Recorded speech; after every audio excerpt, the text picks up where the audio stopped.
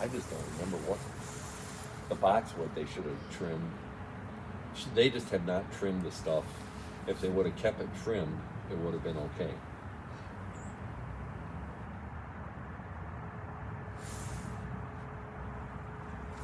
You know, the boxwood needed to be sheared. I mean, you can only do it so far.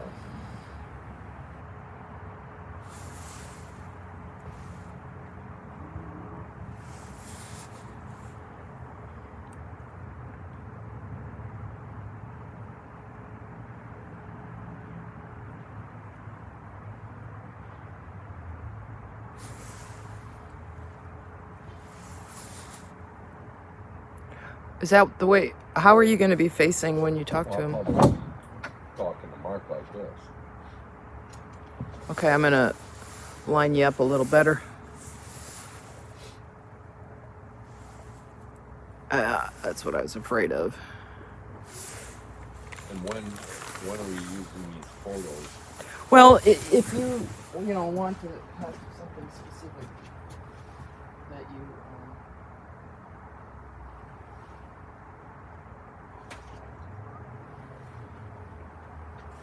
want me to put up on the screen, otherwise I'm going to just try to listen and do the best I can. Right.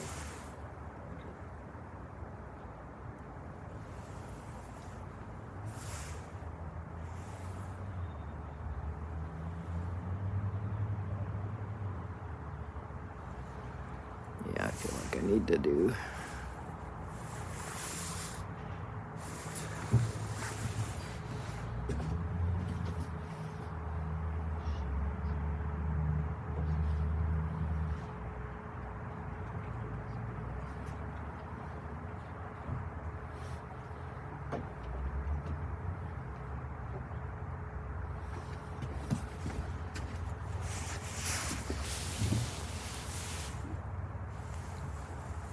Okay, go ahead and pretend like you're talking to him. Yeah. Oh. You mean physically you can talk or just look? No, just looking at him. Yeah, that's what I would be doing.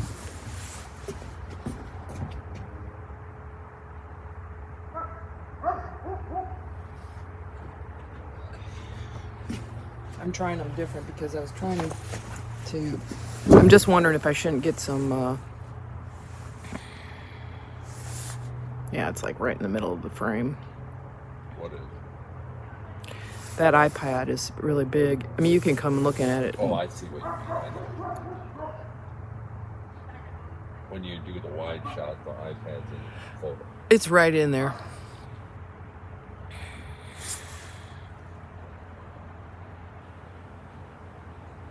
That's the first time I've seen her out.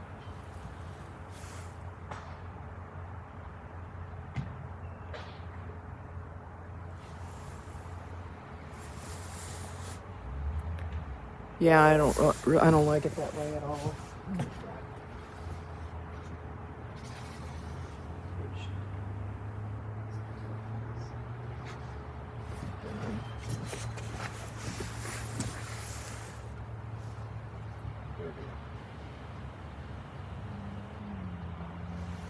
Okay, I guess that's gonna have to work. Is that all right then? Oh, I think it will be. I mean, it's going to be more important to have Mark. Right.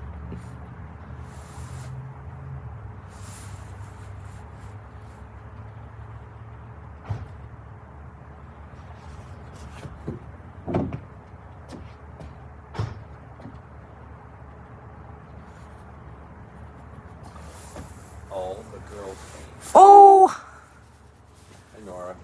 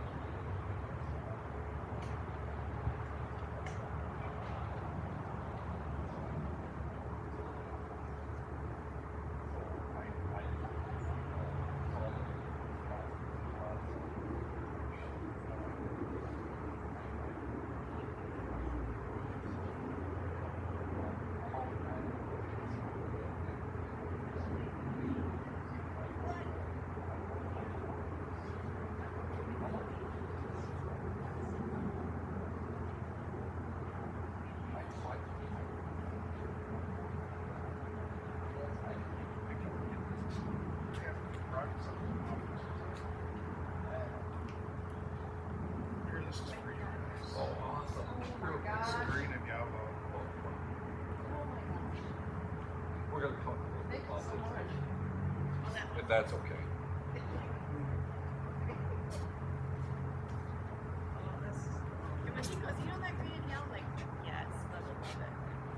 And the one that you did, how hard was it to do? And that's what I'll probably ask you, Mark. How hard was it to do the one on the hydro plant? To make that design like that, did you have to really work at doing chairs the over flag here. like that? Yeah, you know, Anywhere He in helped here me is totally cool. It was hard. So anywhere from here to all the way looked at it around because I there. got to see it. Right, I looked at it the other day. Is this and your I thought, backyard? Yes. That really looks It cool. changed. And I go, I bet you that wasn't no easy task just to put stuff. Probably. I got beer too. Is it an so- orange one or That gray? part kind of looks like garden. That's side. garden. Wasn't one Oh, no Yeah, way. we got two cats. Yeah, we gutted the backyard.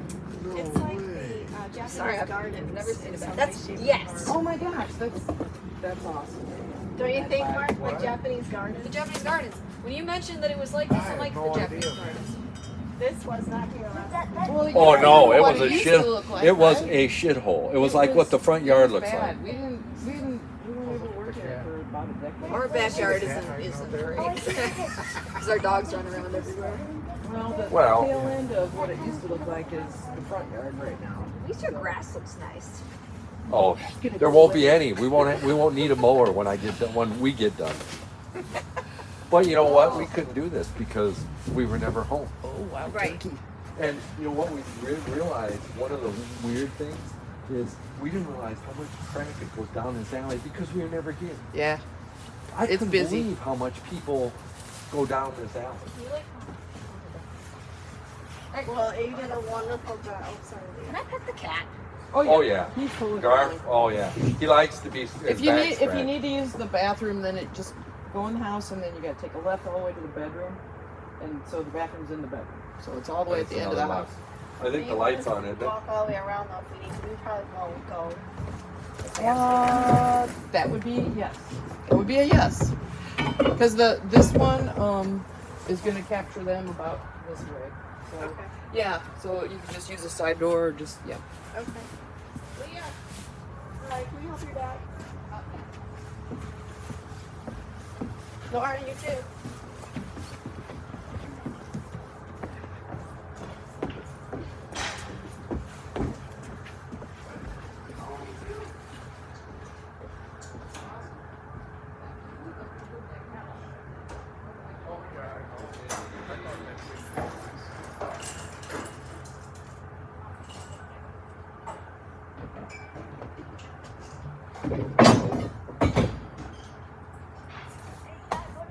Gotta figure out where. Oh, we got plenty of time. We got a half hour. We just gotta figure out where we're gonna hang that peace sign. Okay. What's that now? Oh, that's some of the stuff. It's from the bridge. Awesome. Oh my gosh, Oh, I'm cool. glad that So you we got brought those. artifacts. Oh my gosh. There's a lot of it. He holds them up with his tiny little kayak. You just wanna I don't know if you wanna like put them up there and then you can work with this one or this one, whichever one you want. Well, I'll You let wanna- Mark show. Okay. Oh, that's great, because I was trying to get some screen captures off that video that you did, Mark, and I couldn't get it done. I got stills, but I didn't get. I didn't know how to do any of that. I kind of taught myself how to make a video so I could do that thing. Yeah, it was cool. It was super cool. I wanted to do it so badly because I knew that people would learn about it. And that's what I know that even people that are tuning in tonight, a lot of them are like, I had no idea. Well, and I know that's true. Did you see Lee County tourism shared it. They shared that you were going to be on our video tonight Oh, talking that's about. Jennifer Lang. Okay. Oh, Yeah. So, Laura, what grade are you in? Wow. This is just some of the stuff, bud. I've got maybe 40, 50 pieces of wrought iron I've been Oh my gosh. Do you want to put some up on here? Sure, if you want to. I pulled up a giant beam. Well, I didn't. I had assistants pulling up a giant beam. man, this cat looks exactly like Tiger. We pulled that one up on the bridge. This is the one I think I took a screenshot Oh. of. What? It seemed like Garf? it was a heavy one, this one here. He's a big Yeah, let's lush. put some up there and just He's a kind fat cat. of cute? Have He's him up fat. there. Oh yes, he's He's not like- malnutrition. Believe me. He's like. I don't know where Garfield. Fuzzy's at. specific Chunky. ones He looks so much like Garfield. No, These that other people. are square. Which one? So you gonna put some of the square ones up? Which one do you want? Especially the square. That's that one. I got all the rust off of it so that you can actually see it. And look, it's really interesting. See these notches here?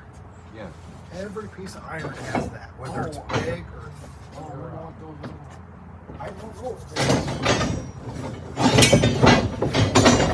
All of these are What if wrought you could iron. talk to oh, that's a square one.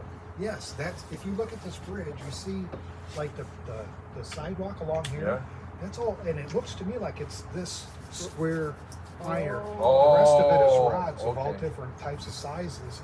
And when I started to polish it up, I was like, wow, they all are the same. All the way. That's amazing. Wonder why they got those little bumps on it. I don't know. What if it was a decorative? What if you could get a hold of like a guy that would do blacksmithing that, if he might know, why they would do that. There's a guy that wrote an article about the Truesdell Bridge. He lives in New York, and he's a retired civil engineer because he restores 1800s bridges. And I reached out to him. I was like, "Look, I've been finding this stuff, and I'm looking for anybody that can just tell me." He's looking, and he's like, "Wow, those are fractured ends. You see, like they're all broken on the Yeah. ends, and they're all bent up." Stress from Yeah, because when this thing collapsed, it put stress in every different direction. The whole idea of the bridge was to just carry small pieces of wrought iron to a place where it would normally be inaccessible and assemble it in a place where it would be strong. But it was a patent that failed, obviously. Do you have to go right upstairs? I would say, by the looks of it, it wasn't just a section that went down. But that's the way it was. I mean, they were all experimenting Do you have to as go they back? were building. Well, you can wait. They realized that the way that this bridge was built was On the other side of the door. it was ready to collapse. But at the time, they didn't have any idea of that. Or do you go to the bathroom? Wow. That's gonna be so nice. Yeah, it is. You can't go while we're going. That cat's so chunky. Okay, we're gonna try to go to the bathroom so it's out of our system. Okay. And what I'm gonna try to do, or what Do a I wrinkly moon. is take all of this iron that I've gathered and make an iron cross on it. I have some people that are gonna help me, and then put it down at the bridge as a memorial to the Oh. folks that died. Oh my But I think they gosh. should have put a plaque by it. There is to one talk- now. There is now? Yeah, they put one up a few years ago. Okay, well, I think they should put that by it then. Mm-hmm. I think it'd be Oh really my good. That'd be gosh, really this is cool. Because nobody will ever be able to say, and I'll never be able to say, yes, this is from the Truesdell Bridge, but I really do think it is. And even if it's not, it's just so interesting that here I am out there with a magnet pulling all this stuff up that's been But why underwater. so much in one area? That's what I'm saying. And right there by where the bridge is And at. it's right underneath the bridge. Like I have to get under there with a kayak. And is that where the other bridge was? Yeah, right down Galena's, right down that area. Yeah. And there, it's become like this. This is 1873. That was a newspaper article in New York. You can get this at the Loveland Building. And then I think the most exhaustive place that I have found information on, my friend Tom Wadsworth is a historian in Dixon. Sure, I know Tom. He's descended. His great grandmother died in this thing. Oh, Or no, his Wow. great grandmother lived through it. She was very young, but his great grandmother died. And so he wrote all of the Wikipedia stuff that you find. yeah, I did check that out. That was all him. Oh, for goodness sake. And I think just the fact of what was going on at the time, it was during a baptism. You know, a happy event on a Sunday afternoon, the sun shining. Imagine, I can't imagine. No, Right. absolutely not. And I think it's fascinating that a lot of people don't know about it. Yep. I never heard of it till you did it. That's And okay. not that I'm from Dixon, but Easy how. But we history cross gets that bridge all the time, and we don't think about the pain and the suffering that it was over in 10 minutes.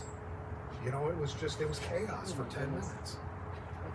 families perished. Not entire families, but I know a mother. Well, I'm looking at the amount of people on that bridge. And I'm thinking like, holy shit, there was a lot. 200 to 250 or so. Yeah. And most of them were women and children that perished because the men, a lot of them had given, like, chivalrous, given up their seats along the edge of that railing. Oh man. And another thing was is that they were all in their Sunday dress, so they had these big dresses on. So when they got down, they were trapped basically in a cage underneath the water. Goodness. They're in love with your house. Oh. The house is so pretty. Look at Well, it. thank you. I'm like, yes, I've been here. It's like, My dad oh. built this house for $1,890 Peg, did you like it? 1,890. So in 1938. anywhere you want to Wow. put this, put it up, you can leave it on the table unless you want to move around. So Yeah, maybe. put it in a pocket if you move around, and then maybe get it about. And there's a little slip thing there too if you don't want to put it. So Renee, how's worse? It's surprisingly better than what it's been, but still not the greatest. Right, Retha, we've been talking to her, and she's been working the COVID. She works at KSB, been working the COVID. We talked to her, about 2-3 weeks ago, maybe about 3 weeks ago, and she wasn't. No, we have. Maybe anywhere It's about. it's still there. Not as bad as last fall, but it's. That's what they were saying on the radio tonight when I was listening I always to have him go down more. It's pretty relevant, but it's still there. We had somebody make a post that they said, this is, we've been talking to some like bar owners and that during this post-pandemic virus thing. And I'll take a listen. These girls have been working so hard. Oh, I know, and and it was funny because Matt Dingus, that lives across the street, his mom come over and we had given him like cookies and that, like we gave you guys. And that was so nice of you. Thank you. And she said her sister-in-law had died, and she came home and that was the stuff that we'd given him was sitting on the and she said she just cried. And then she says, Matt, she got this aloe plant that Matt, and I go, oh yeah, that's the aloe's called Levi. I go, we gave one to all the people there. And Steinke, he sent us a letter and thanking us. I don't know if Patty Nice, she loved it. She loved the wreath, the cookies, the aloe. She took a couple of the aloe plants. Aw, And she loved it. that's That good. just gave us happiness in the fall. It ain't much, but in a shit show like you've been going through for 18 months. It was hell. I'm not even sugarcoating it. It's still hell. People pretend it's It doesn't exist. Like, for an example, we had a code like every day since Saturday, and they've passed, and most of them are not vaccinated. So one of the sons is from like California or some out of state. They're like, well, what's going to be on the death certificate? Are you seriously asking that? I said, Oh my goodness. pneumonia related to COVID? Really? I'm like, it's real, and that's why she died. So it's just, Well, Rita said that she had a person that was, very ill and was non-vaccinated and, was, touch and go. And he's still, I'm not getting it, I have staff that I employ, same thing. They had it, they were sick, their family was sick, they've seen people die every day. I'm not one to ever get the shots and that, but this is different. And now, I talked to Dr. Coombs, and I asked him because Jameson's wanting, he's 4, and he goes to school. He's not able to be vaccinated, and we worry about him, bringing anything home or anything like that. And he really wants to stay overnight. He goes, you and me can sleep upstairs, Grandma can sleep downstairs, Grandma, and that. So I, we're gonna get the booster, able to get the booster because Coons classified me as being obese, so I'm high risk because my body mass, whatever index is high. But Lisa has asthma, so we'll be able to get the Moderna. Oh, you're fine. We're all good. Yeah, they said that we're healthcare workers. We can get the booster, and we can interchange. If we had Moderna, you can interchange and get Pfizer booster if you wanted to. You're supposed to get another bigger kick, but because we're healthcare, we can get that booster. Or anyone that has high risk. Like my mom's gonna get the booster. She's like 77 years old. But yeah, it's. Well, everybody at the shop, I mean, you know, Mark all looks good. got vaccinated. You know, Jay quit the shop, and Jay, he got a job doing a theatrical, which he's good at and stuff. So, and it's a lot easier other than digging holes. He's 61, so you know, it's a lot easier. So, it was just hard for us to find anybody to work. It's still hard for us. We can't find people to work. Well, I know. McDonald's can't find people to work. No, McDonald's in Sterling, they used to be open at 5. Then now they have to open at 6, and there's only one lane open. Yeah, McDonald's and Dixon closes early now because they don't have enough staff. 7 or 8 o'clock. I know, there's no ten o'clock, like tonight at 10 o'clock, if you got the munchies, you're shit out of luck. There's nothing in Sterling that's open.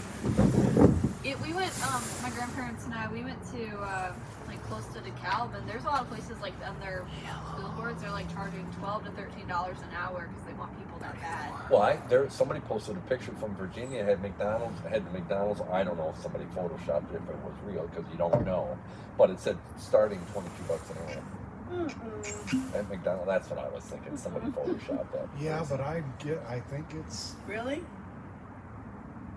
I see that a lot of times. 22 or I can don't see know. Flip 15. burgers? I think I'm going to go sign up. I know, I'm like, They what am I want doing? I'm in the people wrong so profession. badly I that make they'll that, just. do No, you make more than that. I? I hope you do. Not much, no.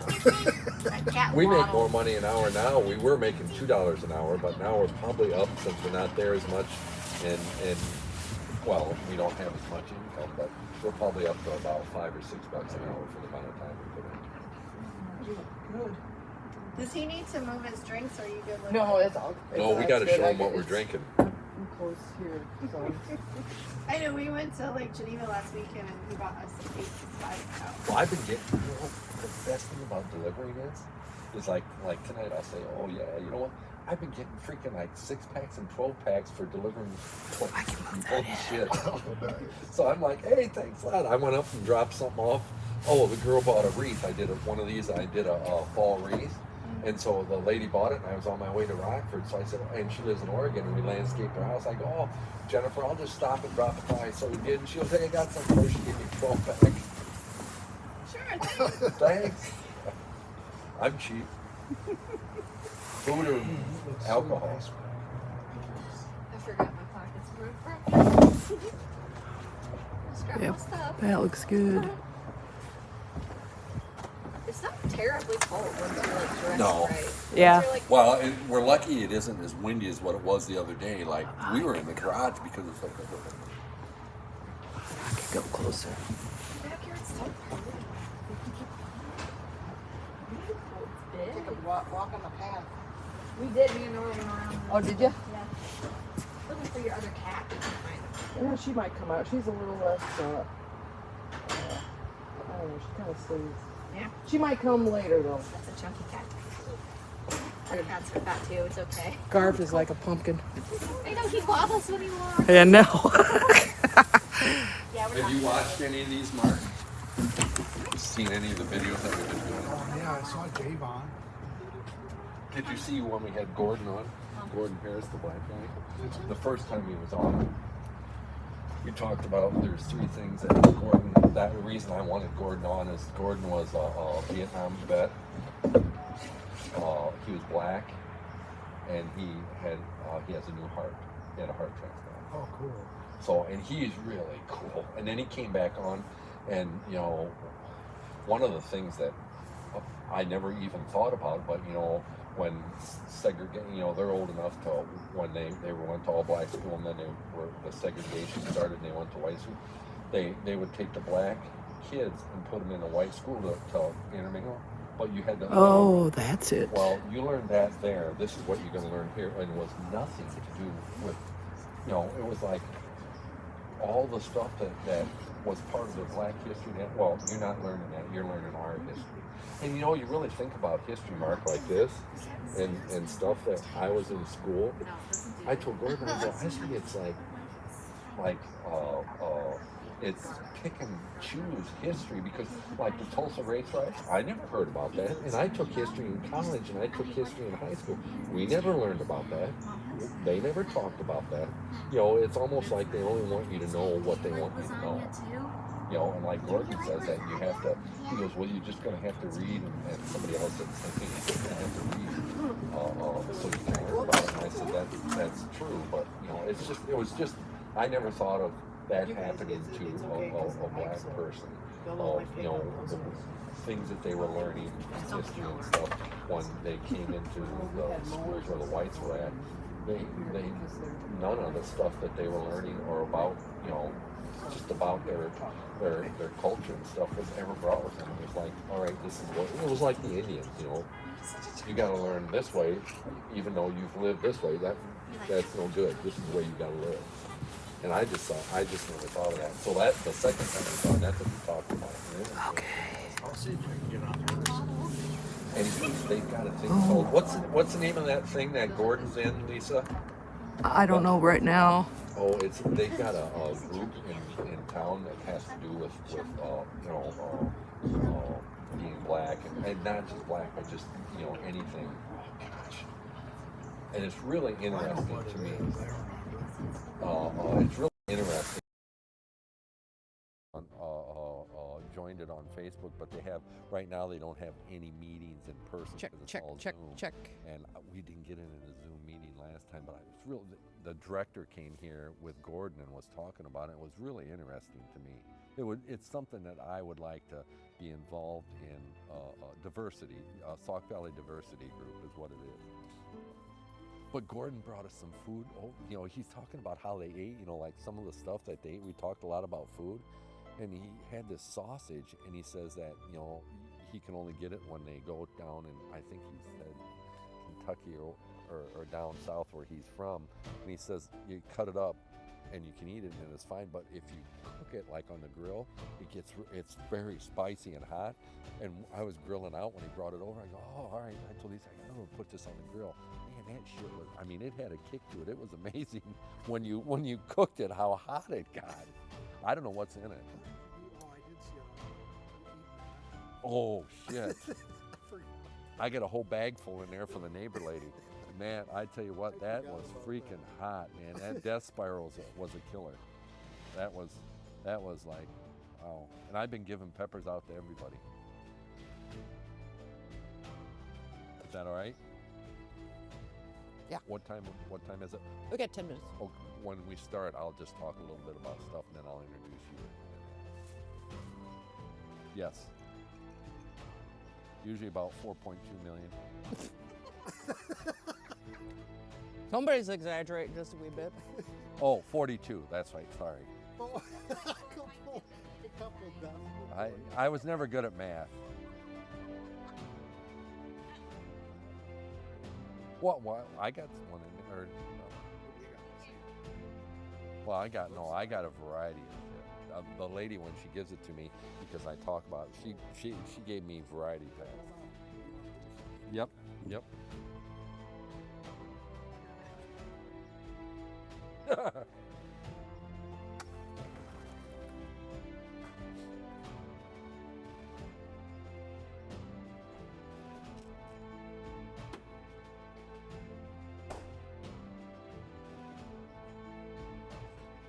I like this. I like this because of the cap. It's just like records. I buy records sometimes just looking at it. Look at the cap. Isn't that cool? The cap on it. Yeah. And I thought it was appropriate for Halloween. Here you go. There were a couple of times that she'll give me different types of beer. And sometimes I'm like, it's like 7.2% alcohol, and I've got a friend of mine that I have to go pick up his big succulent containers. And Mark, I mean, he has got 2 refrigerators, side-by-side refrigerators, and you open the door, and there's probably 80 different kinds of beer in the refrigerator. And I'm going like, oh, wow. And, you know, I'm going like, all right, wait a minute, what's the alcohol? You know, I'll have one and I go, all right, what's the alcohol content on this? You know, I got to be careful because it's like what you said, you know, the hoppy ones are really freaking ass kicking.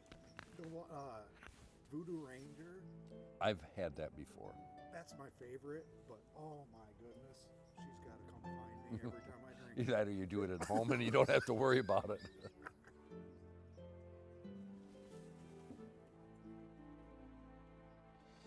It was funny because he did have Blue Ranger, and I could get it because it's like 9% versus 1.5%. Oh, man. I messed up. I said, dude, did you see the content? I know I didn't drink that much. Well, I did the same thing one time. I went to the precinct and I had 2 beers, and I went down to the Rusty Fox in Sterling, and they had all different beers.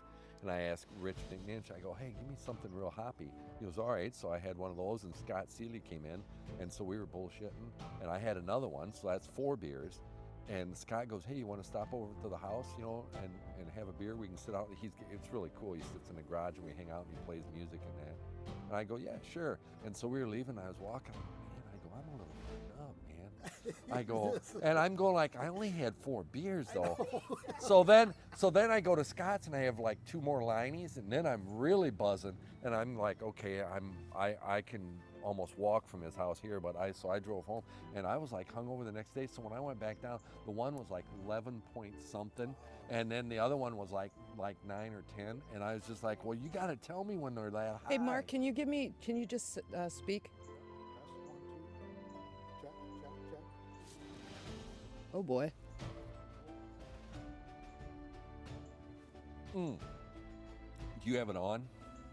Say us something again. Something again? Why are we're not making a Has connection? that got a green light on it? Yeah. Oh, it's muted. Excellent. I was gonna have a nervous breakdown. Just click it so it's a darker green. There's a right there should be something, and when it's a dark, now you're good. Okay. I was wondering, I didn't know if he turned Yeah. it on or not. I'm thinking like, well, he's talking, but it isn't turned on. Yeah, Matt played music How here. we sounding, Lee? Oh, now you're good. Matt, You're Matt here. played music here a couple times, but you see we got the lights set up because this is the stage that we're gonna, that's the whole idea about changing this yard and doing what we're doing, because we're not gonna have garden stock anymore, but we're gonna do small music stuff here. We wanna do that. By the way, thanks. Thanks for letting me include my family all those Oh, years. no.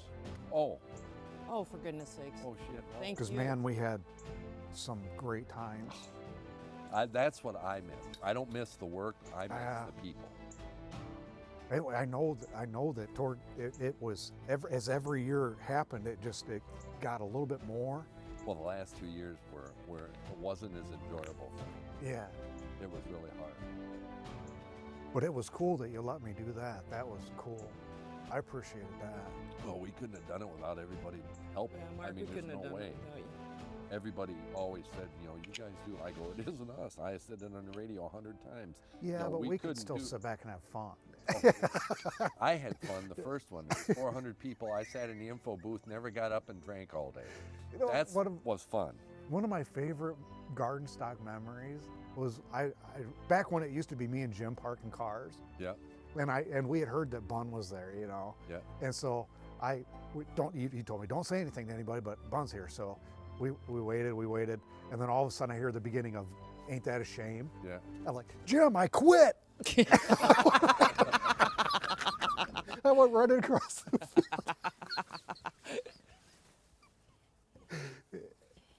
Yeah, he was really late. He was really cool, and Juma was really cool. Melanie was a lot of work. Oh, that was another one. You know, the time when Juma was there, and I jumped up on stage, and I was just smiling, and hit my drum, and he's like, hey, you're playing too loud. It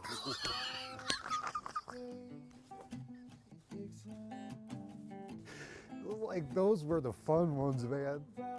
Yep.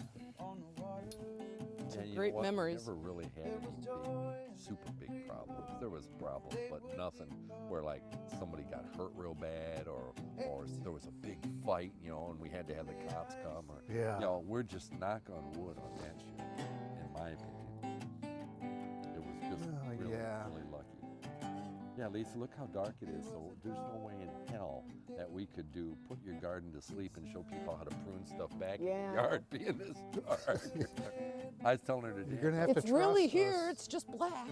I told her, I go, oh, you know, next week when we do that, put the garden to sleep, I go, how the hell are we going to do that? I go, by 6:30, it's dark. And I go, they're here going to see. So she went today to where the guys are working and videotaped some of the stuff they were doing and that. So that's how we're going to talk about it next week. Got 2 minutes. Awesome. Have you been down to see that guy north of Peoria on the river that had that restaurant? No, I've been wanting to get, well, I don't know how Larry's doing. Yeah, the last 2 years we've lost touch with everybody, basically. Right. And that's what once this shitstorm gets over, He was Mark, a we'll cool go for a dude. trip down there because I'd love to go down there and see Larry again. Every once in a while, I don't see him on, and of course there's a lot of people who got off Facebook, you know, in the last couple of years, but I haven't seen any posts by him, and I hope he's doing okay. You know, I don't know how he fared through, you know, all the stuff, but yeah, I'm Bud, check your mic. Is that all right? Yep, now it is. What? Do you have any idea what happened? No, I don't know at all. Okay. But I went down a couple more times. 1 minute. And then went over to his house, and we hung out and played albums and talked. That is? Yeah. I went down a couple. Most of the time it'd be in February because I gotta go do a landscape. You know, thinking I go, well, it's in Rock Falls and I'm going south, so I might as well go down to South Rome and eat lunch. And I tell Larry, I go, hey, I'm coming for lunch. He goes, all right. You know, and it was really cool because him and Brenda, she was not in really good health. Something happened with wife. I don't know what happened. I mean, she's doing. Last time I talked to her, she was doing something happened. You know, some health problems. But we were Quinn and Tom Prendergast and I went to Experience Hendricks in Peoria. Yeah. And We're live now. we were sitting, you know, we went to eat and then we went down to the big auditorium and that. I was sitting there and looked back and all of a sudden he looks at me, Larry, Bud, and I go, Larry, what's going on? So I went up and talked to him and visited with him. We'll catch up with them. Yeah, I'd love to see him. Larry's a good egg. I like him a lot. They came to the shop 2 or 3 times and he brought some people with him and bought stuff and things. When Jerry Joe was here, he came We got out 5 and visited watching. with us. Oh, John's with us. Oh, John Sacchetti? Yep. Good evening, John. John's like Got a good one this is tonight. like number 70 something, and every John anchors from the show. Dixon, Sacchetti. Uh-uh. Yeah, he was always at Garden Rock, but yeah, he always is on. I mean, Deborah we got- Stevens is with us. we Hi, got Deborah. A lot of people that are regulars that are on. Oh, yeah, you can tell who's on here? Yeah, Lisa Yep. does. She does that in the beginning. Cool, I invited a bunch of people. Excellent. I'll be able to see them if they comment. All right. Yeah, I got my comments working tonight. Hi, Jennifer. Bachner? Yep. Oh, Jennifer, I was just telling Mark about every time I Becca come to your house, Detman's you with give me a us. Hi, sip of Becca. beer. Well, I invited Tom Wadsworth, too. He's the one I was telling you about. Linda's Sure. here. Hi, Linda. We'll get going here pretty soon.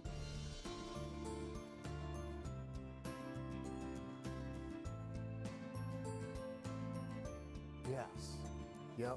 You can hear the football game tonight again. Yeah. Bud, do you want to take it off? Get going? Yeah, that's fine. All right. I'll put you on your camera. Ready? Police station with the light on. Tom Wadsworth is here. Oh, Hi, Says Tom. hi, Hi, Mom. Tom. Hi, Tom. Vicki Horton's with us. Hi, Vicki. Okay. All right, everybody. Well, it's going to be cool tonight, and it's probably going to frost. I called up north tonight about our greens, and I guess my weather app on my phone isn't as accurate as what it is verbally talking to them, but they had a hard frost up there last night, and they can't cut the greens for our wreaths and stuff that we do till it has a couple hard frosts because the needles will fall off. Hi, Matt. Like if they Matt. cut it too early before and it doesn't frost, the greens won't last. The needles will fall off, so we have to wait. So we're lucky there, so we're gonna go up and get Stuart's greens. with us. So you are going to get trees? Yeah, we're Okay, gonna cool. we're gonna do like what we did last year. We got 75 Christmas trees.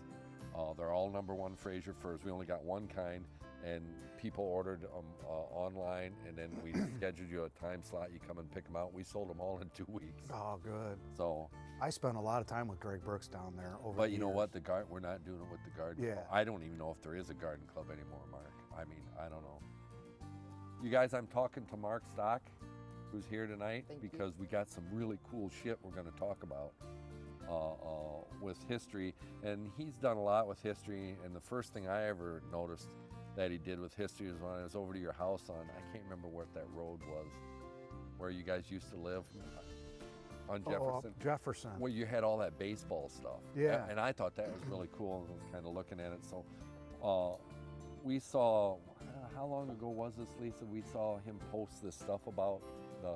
I don't know, maybe 3 weeks ago. Oh no, it's been longer than that. That's Not really. I think a That month or was two. September. Maybe, Yeah. maybe. We saw Mark post some history that he'd been doing some stuff down by the river with a magnet. And if you aren't familiar with the Presto bridge disaster, it happened in Dixon. What year was it? 1873? 1873. Okay, 1873. So Details. he started doing this history stuff on it, and I love history. I just think it's really cool. So we thought it would be really cool to bring him here and talk about this thing, because I never heard about it. So We got Javon and Jim Sarver can't be with us tonight, but Hey, Javon. Matt Fichter, Tina Hi, Nicole, Matt. Stuart Corsa, got a whole bunch of them. Stuart. we don't count. Hi, Stuart. We don't count Stuart. Go away, Stuart. Go to the Poor home, Stuart. You got out of the home. They let him out. Stuart is the heckle part of the experience. Stuart's like the thorn in your. Oh, What- Yeah, I can't. What's say the name of this show that you got? that. Sip and trip? That sounds like we're drinking tea or something. Oh no. Well, we could be sipping and You tripping take a or sip whatever. and then you go on a trip. Chugging and no, not gonna do. We could do that, but Anyway, tell us why you got in. How did this even happen? I honestly have been fascinated by this topic for years, because I think it being from Dixon, and I drive across the Galena Bridge every day, I'm sure, a couple times probably, and it as a historian, and I started to hear about from my friends like Tom Wadsworth or whoever, through Pat Gorman, people from Dixon Sure. that I look up to, about the Truesdell Bridge disaster. And I realized that probably the most heartbreaking story, one of few maybe, that has ever happened in our region around here happened right there. And what happened, just to get right down to it, is that there used to be an iron bridge in 1873. It was built in 1869. It collapsed, and the details, whatever, but 45 people died or something like that.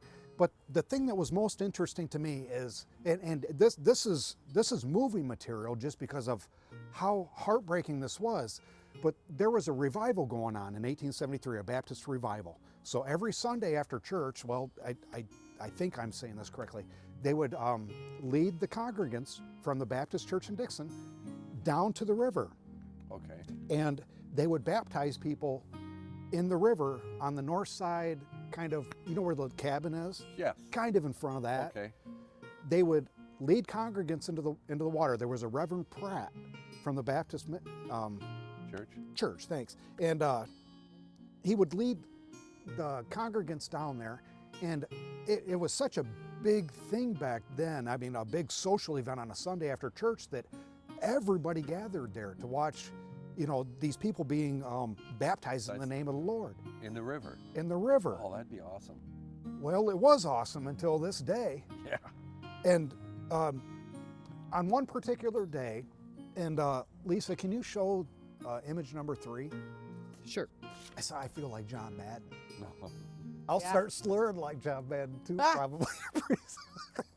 But anyway, there you can see there was a baptism going on, and everybody was congregated on the bridge because they wanted to get very good views of it. It looks like there was like a lower part you could be on, and then the top part. Yeah. Down below you can see the pastor. This is a painting that's at the Loveland Museum, and the preacher was down below. Oh, okay, I see him. On this particular day, it was May of that year. He was baptizing, I think, 6 people, but he was even baptizing his own daughter that day. So it became even more of a big event in Dixon. So after church, they all came down. A lot of people wanted to see this, and the best view of it was standing on the side of that iron bridge that was built 3 years earlier. And you can see that all along there. Wow. What ended up happening was, see, back then, iron bridges, they were still creating patents for these things because it was still trial and error, really, if you will. And this particular design obviously failed. And I've talked to civil engineers that have written articles about this, and what happened is that there were 2 uprights on this, and they weren't connected. So what happened was all the weight was transferred to the side of this bridge, and all it took was just one of those iron uprights to fail, and the whole damn thing collapsed.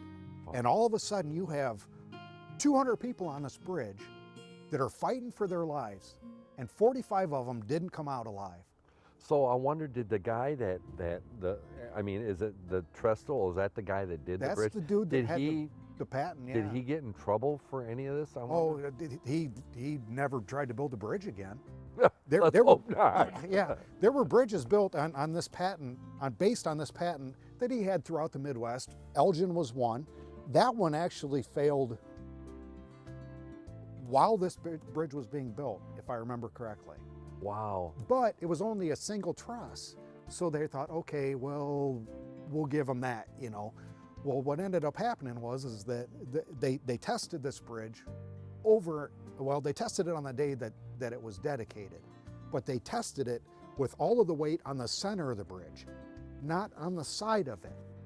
So all of the weight of all these people, there were 250 people. On one side of the bridge watching the baptism. Watching the baptism, and that's all it took to prove that this patent was junk. Wow. It was shit, basically. I would hate to be the one that did that bridge and then those people die. I mean, I mean, it would be... He disappeared for a while. He ended up coming up. I imagine that maybe if people wanted to take back then, you know, they might have freaking went out and tried to find him and lynch him.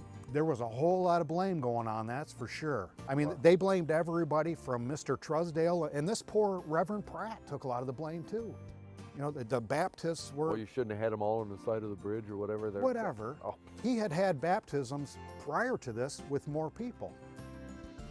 Whatever, I don't know. Wow, that's really wild. There's a lot about iron bridges that we know now. And in these pictures, like if you show image number 1, Lisa. Okay, number 1. Yeah, can you Sure. do that? Yep, got it. That's like the whole bridge. It isn't like one little part of it. The whole freaking thing went down. Yep, that's looking north. Oh, so that's looking like you're going towards our place. So you can see on the very other opposite side is where the baptism was going on. Exactly where. So once one section went down, the whole thing collapsed. It's just amazing. It isn't just one little piece. Mm-mm. So all the people at the further into that photo, that's where the baptism is happening. Is that what you're saying? Way on the other side. Way on the other side. This picture was probably taken either later that day or maybe even the next couple days. Okay. It took a long time. It took 9 or 10 days, I think, for them to loosen up the iron enough that they could get all the bodies out. Oh my. There were people trapped there. They were looking for bodies for, I think, 10 days. Oh my God. The one that they found that was the furthest from the disaster, they picked up south of the dam here in Sterling. Oh Really? my goodness. Yep. Wow. Oh, that's terrible. So you've got such a beautiful, nice event on a Sunday afternoon, the sun shining down, this reverend's out in the water baptizing people, and the next thing you know, he's got 45 bodies, dead people. I can't think of anything more tragic. Especially if it was like you're standing there because you let your wife and your kid on the bridge because you didn't want to do it, and then they die. And then what ended up happening is that you can imagine the amount of pure terror and panic that happened as the people along the side of the bridges were just trying to gather in their head, what in the hell is going on? Wow. Can I read something? Oh, yeah. Yeah, go ahead. And this is from, there are a few different places that you can learn about this topic. There's one, it's called Dixon's Darkest Day. You can get this at the Loveland Building in Dixon. But there's also, the best, it's on Wikipedia, and it's Tom Wadsworth. Tom is a friend of mine who has descendants, and if I tried to figure it out, I'd mess it up. But his great, whatever, he's a descendant of somebody who passed away on that bridge, and also somebody who survived that. But he, if you look up the Wikipedia on this particular topic, it'll tell you everything. He knows more than anybody that I know about this particular topic. But just to get an idea of how tragic this was, and if you can for a moment, just put yourself in the unfortunate position of these people who all of a sudden had an absolute disaster unfolding right in front of them. Men were working and women were weeping at the bank of the river. Mothers rushed frantically into the crowd, half crazed with anxiety, and calling frantically for their children. Little ones, terrified into stupor, stood mutely still until found by their parents. There were scenes of joy and scenes of anguish, as we can only imagine. And as the crushed and pallid bodies were brought to the shore, the air was rent with wails of sorrow. Hundreds and wives were clasped in each other's arms.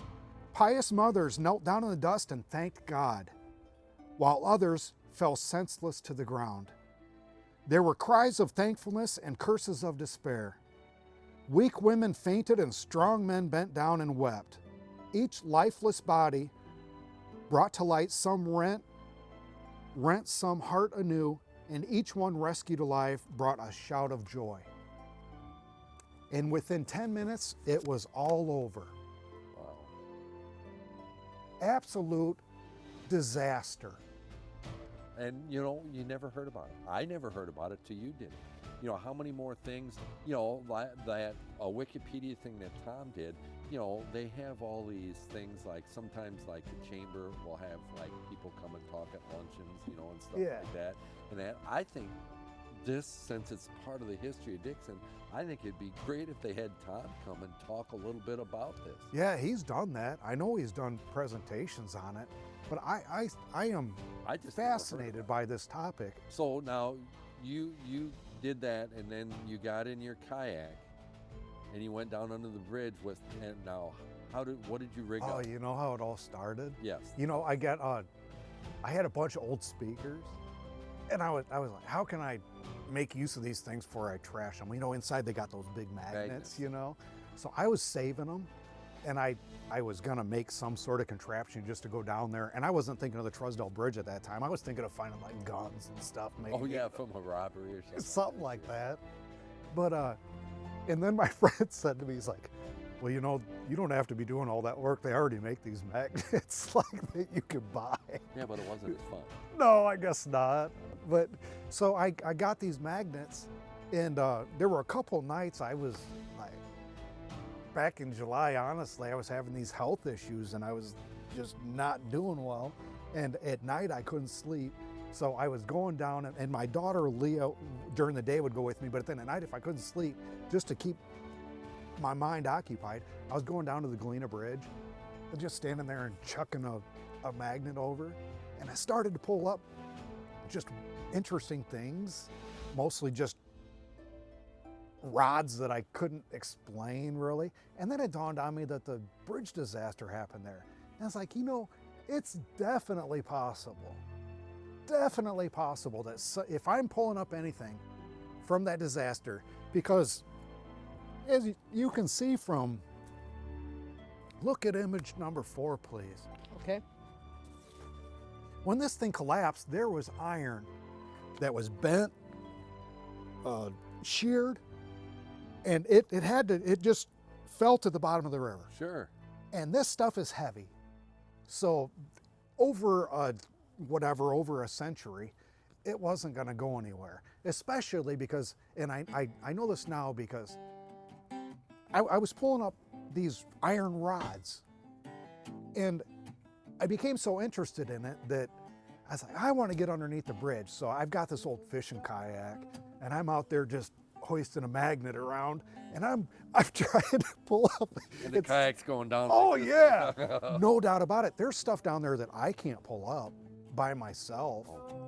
So I got all these iron rods, and they're heavy, man.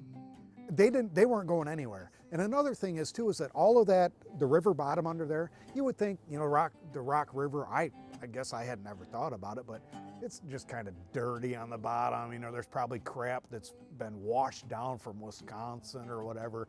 I could find anything in there, right?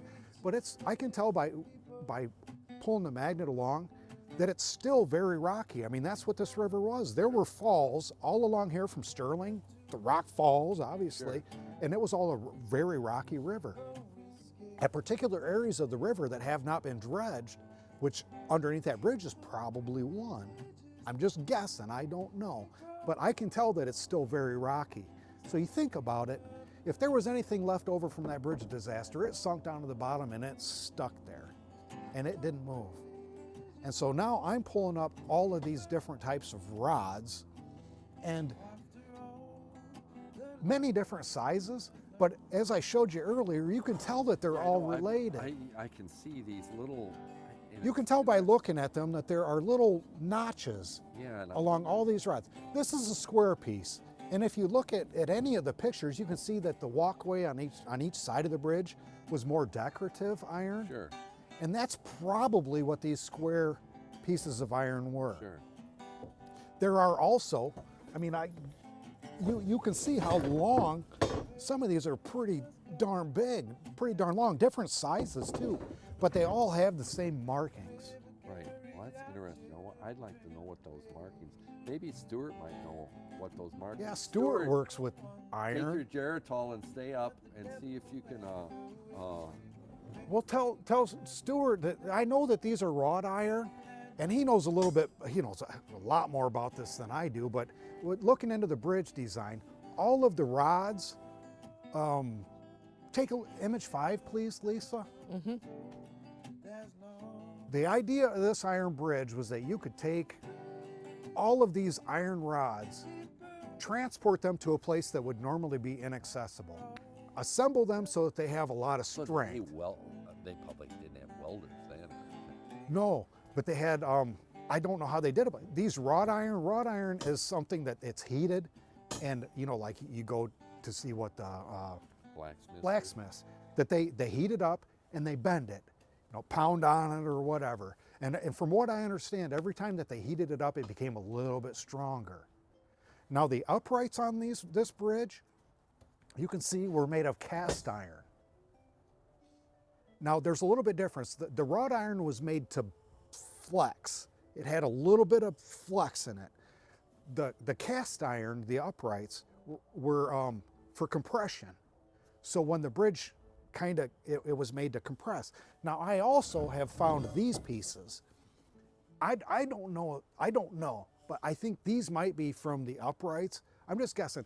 I have found this particular size and everything, all the way from the north to the south along this bridge. So I know that it's related to a bridge. Okay. And I reached out, there's a gentleman named Frank Griggs, who's a civil engineer who wrote an article about this bridge disaster. He researches and rebuilds bridges from the 1800s. Sure. And I asked him, I was like, do you think, because I'll never be able to say, well, this is from the Truesdell Bridge. I'm not going to find anything that says Truesdell Bridge on it. Sure. And that's so far in the past that, to me, it's just kind of guessing, but it's still cool, man.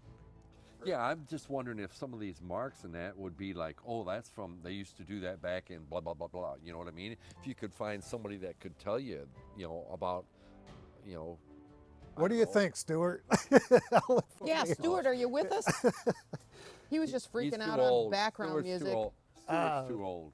I don't know. Maybe he'll. Well, we've got a little bit of a delay, so it might take him a little bit to reply. Oh, So it yeah, might pop does. in later. Yeah. It takes him a long time to. So there's gonna be a log delayed out for him. Oh, jeez, you guys. He Poor probably had to go Stuart. change his Depends. Oh no. Kathy's with us too. Hi, Kathy. Kathy. Saketty Oh, Hi, Kathy. says it's interesting.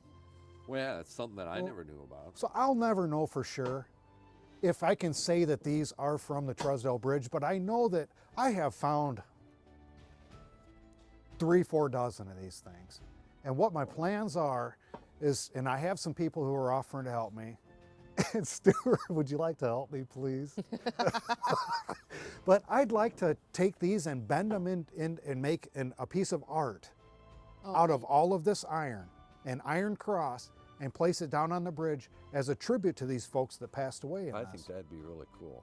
Mm-hmm. And you said there's a plaque down there too. Where's Yeah. where's it at, Mark? On Is it on the the- north side? No, it's on the southwest side. It's down by the riverfront. Okay. If you're on the riverfront and you walk towards the bridge, Sure. you'll see it. Okay. Really nicely done. Wonder who put that down? Thought to put that down It there. was a guy named Pat Gorman. Okay. He's done- Stuart is with us now. So there's Are our you- delay happening. So he's Stuart's starting. back with us, so do we have to repeat everything? Nope. He's just, he said generally wrought structurals were not marked. Well, they're really. Okay, so maybe I'm right. I don't know, man. I don't know. Interesting. There's just I have these no little idea. things on it, and I don't know if they were made to like hook something so it wouldn't turn. You know, it's just a little bump-like thing. Another thing, though, too, is that if you take all of these rods, and this is what the gentleman, I can't explain the markings. Sure. I do know that there was an iron bridge later in an iron and wood structure. Before the Truesdell Bridge, it was all wood. It was 8 different wood structures that had been knocked away by ice jams. Really? I got Yeah. another reply if you're curious. He Yes. said cast pieces may have a casting and or foundry mark. Okay, maybe then. Maybe you find a piece that might have a foundry mark on it.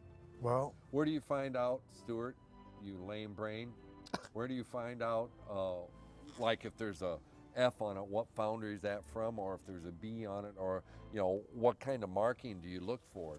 That'd be interesting to me if you could find something. but the interesting thing is about all of these is that they're all bent up out of shape. They weren't just discarded of, except for when maybe they were trying to tear this thing apart Right. to try to get the bodies out. Right, and Oh you know my what, goodness. Mark? The other thing is, to me, if it was any kind of rebar or anything like that, there'd be some sort of concrete on it. Well, I have found stuff like that, and I know it's not from this particular Right, right. event. Although I did find out that the uprights underneath the bridge, they were made out of concrete and brick. Okay. So it's just hard to know. It's hard to know, and I may never know, but if you take a look at these iron rods, they have fractured ends. It's like there was too much tension and they You ripped sheared? apart. Sure. They sheared apart. And that's what most of these are. I have found some that look like they were cut Solid. into, because that's all they had to tear this thing apart were Right, just probably hacksaws. hacksaws. Yeah, because there's no, in 1873, there was no freaking sawzall. no.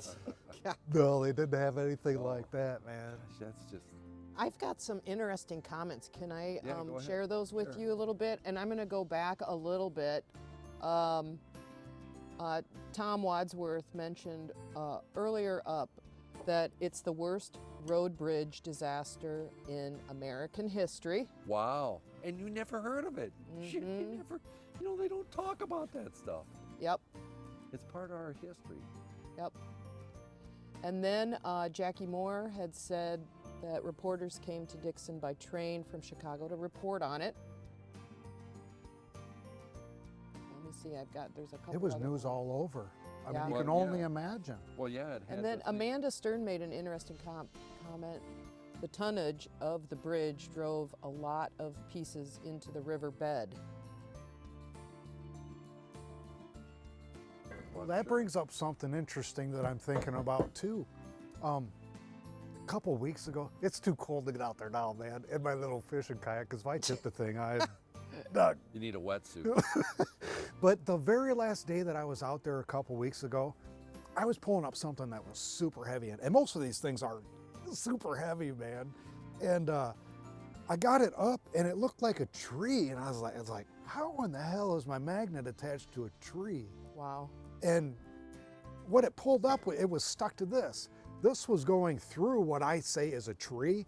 That it was about this big, but there was a hole in it. And what I think I won't know. I couldn't get it to shore, so I don't know. But this, the floor of this bridge was all wood. Wood. Okay. And Oh, this wow. spike was driven through the wood. And what I pulled up, I don't know if, I'm just wondering if over time, that wood plank disintegrated down to what I thought was that tree. And I pulled this out of it. I wish I could have got it to shore. Yeah, that would have been interesting.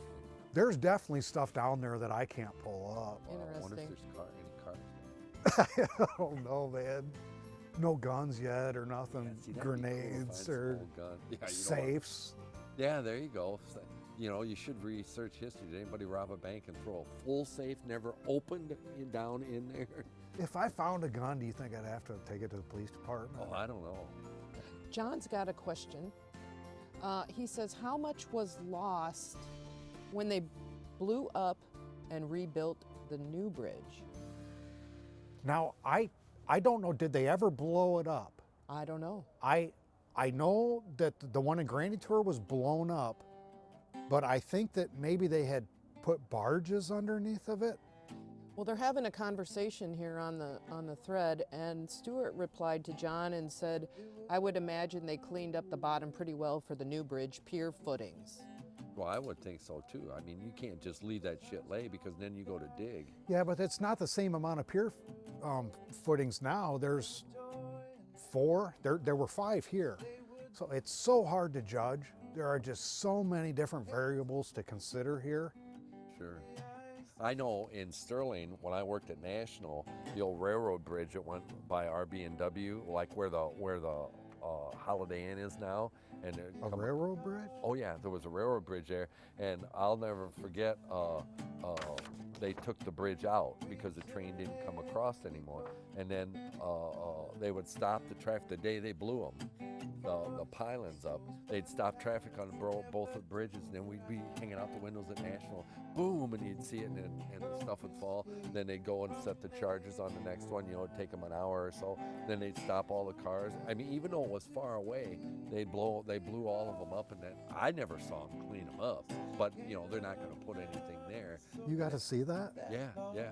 It was pretty interesting. I was working at National at the time, so you could there. And you know, the other thing I remember working at National, I'll never Would forget. you guys get back to work? Yeah. Yeah. Oh, what the hell are you doing? Your production's off. Oh, they're blowing the bridge up, dude.